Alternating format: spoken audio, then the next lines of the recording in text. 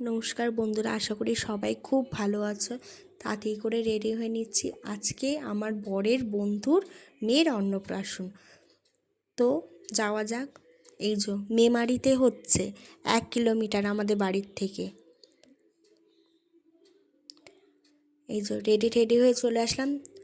তোমাদের দাদাকে একটা ছবি তুলতে বলছে, এত লজ্জা, কিছুতেই ছবি তুলবে না। আর আমাকে কেমন লাগছে অবশ্যই কমেন্ট করে জানাবে।